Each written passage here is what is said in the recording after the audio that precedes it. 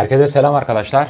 Kanalıma hepiniz hoş geldiniz. Bugün sizlerle birlikte yeni bir videoyla daha beraberiz. Arkadaşlar masamda görmüş olduğunuz gibi bir adet bilgisayar mouse, bilgisayar klavyesi var arkadaşlar. Şimdi bu bilgisayar klavyesi kutusu dahil hepsi üzerinde. İşte arkadaşlar bu arkadaşımız klavye alan arkadaşımız 30 TL'de para vermiş hatta bu klavyeyi alırken. Şimdi bu klavyenin akıbetini size söyleyeyim arkadaşlar.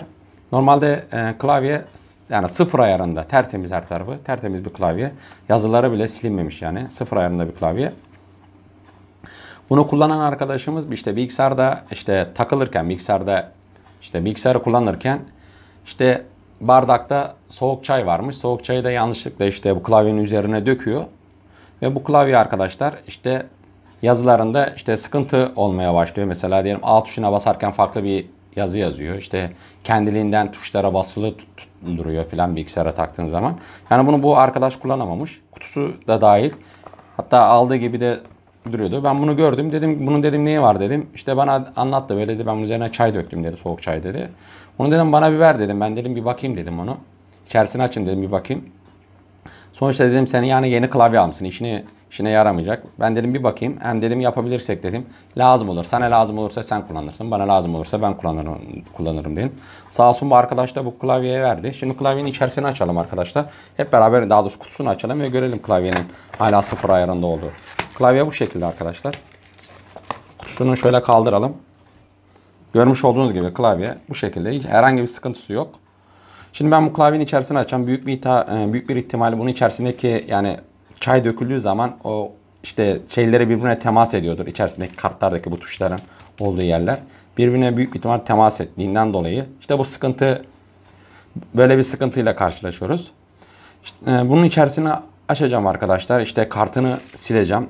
Bakalım oksit yapılan yerler varsa oksit olan yerleri temizlemeyi düşünüyorum. Çünkü bayağıdır duruyormuş o arkadaşta. Döküleli bayağıdır olmuş. Duruyormuş. Bakalım yapabilecek miyiz klavyemizi? Eğer ki ben bu klavyeyi yaparsam arkadaşlar zaten bu videoyu da kanalda paylaşacağım. Şimdi klavyemizi içerisini açalım ve nelerle karşılaşacağız? Hangi sıkıntılarla karşılaşacağız? İçerisini açalım ve görelim.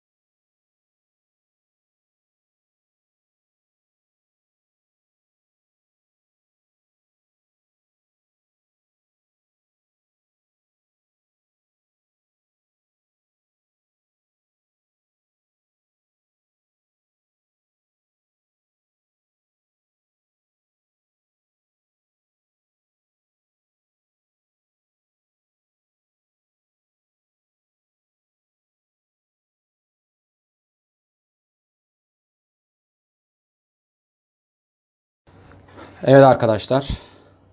Şu an klavyemizi topladık tamamen. İçerisini açtığımda arkadaşlar üzerinde bir tane plastik şeffaf şeyden arkadaşlar işte dokunmatik olan yani bu dokunduğumuz zaman işte yazmamızı yarayan arkadaşlar büyük bir tane şey vardı. Onun adını bilmiyorum neyse. O tamamen böyle berbat haldeydi. Onu kolonyayla güzelce şey yapıp yani kolonya üzerine sıkıp güzelce Selpak'ta tertemiz temizledim. Ve tuş takımlarının olduğu yer arkadaşlar hala nemliydi. Böyle hala hafiften bir su şeyleri vardı üzerinde. Onu da saç kurutma makinesiyle güzelce kuruttum. Ve tuşlarının şeylerine geri yerine hepsine taktım arkadaşlar. Bunu herhalde bu klavye daha önceden açılmış. Çünkü bunun içerisinde 2 tane mi 3 tane mi ne içerisindeki o beyaz tuşu basmamızı sağlayan o küçük şeylerden olmadığını fark ettim. Daha doğrusu ben düşürdüm diye baktım sağa sola ama bulamadım. Ben düşürmemişim. Herhalde daha önceden açılmış bu klavye. Hatta bir iki vidalarından da eksiklik var şuralarında. Bir iki vidalarında da eksiklik vardı.